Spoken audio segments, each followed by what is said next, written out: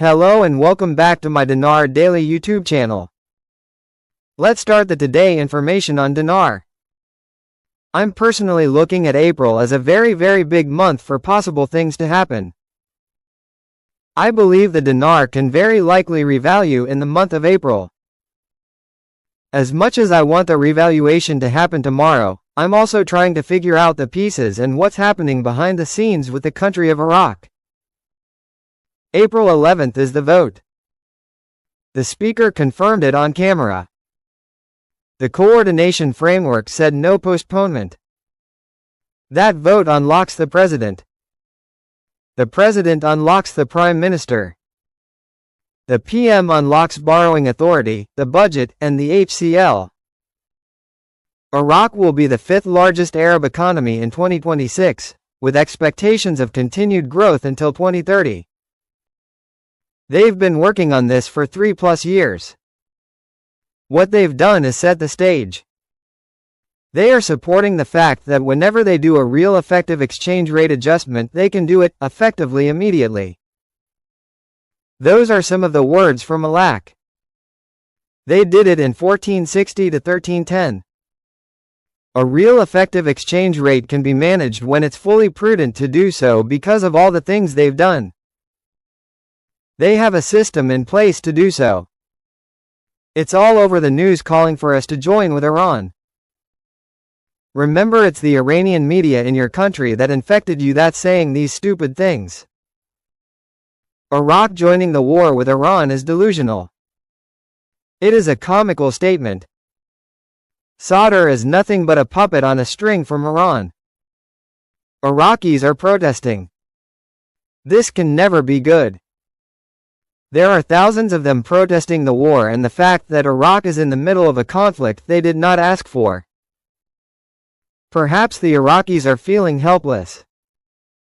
The informal economy hides 67% of the market in Iraq. The informal economy in Baghdad and the rest of Iraq's cities represents a source of livelihood for millions of citizens, but at the same time it hides 67% of the market economy, deprives the state of important resources. The adoption of electronic payment through digital payment applications, with its current resurgence, can enhance transparency and facilitate the integration of this sector into the regulated market economy. Right now there is a gap of roughly 20% between the actual exchange rate of the Iraqi dinar and what the people are paying for it on the street. The official exchange rate according to the CBI is about 1310 dinars to $1. On the secondary market the dinar is trading about 1545 dinars to the US dollar. The last time that happened, the central bank was forced to intervene and change the rate. I'm not saying this signals a revaluation tomorrow or this month or anytime soon. But what this is telling us is Iraq is being forced to make some monetary changes in the near future. The IQD customs deal is the detail nobody will cover. An entire nation's trade infrastructure unified with its most independent region 4 days before the political event that has been blocked for 5 months. IQD electronic customs. Unified tariffs. Joint border management. Baghdad and Erbil signed it Sunday. Rudao confirmed. Kurdistan 24 confirmed. That timing is not coincidental. The biggest news is on national U.S. bonds. The bond market volume has taken a dive. This affects payback rates, bottom lines, governments. I was told to look for the inversion and the squeeze to happen right before we got this RV event. It looks like it is setting up for that squeeze.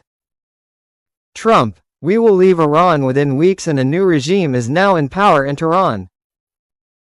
U.S. President Donald Trump confirmed on Wednesday, April 1, 2026, that U.S. forces will leave Iranian territory within a period of 2 to 3 weeks, stressing that Washington is now dealing, as he put it, with more moderate and rational Iranian leaders.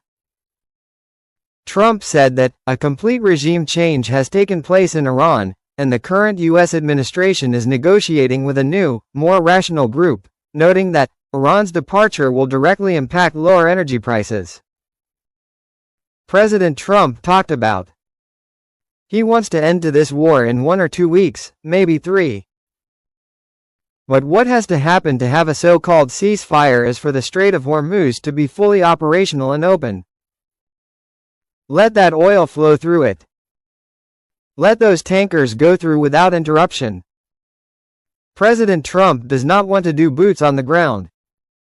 Wants this thing to be over, but he wants a reasonable peace plan that is something that's viable, something that will work. Iran is allowing certain ships through the Strait of Hormuz. Iraq will now proceed to export around 3 million barrels a day. This is excellent news. If you are someone who maybe you think from time to time, is this a real investment? Is the dinar really going to revalue? Am I crazy? Is it a scam? Am I going to lose my money? First of all, you invested in an actual currency.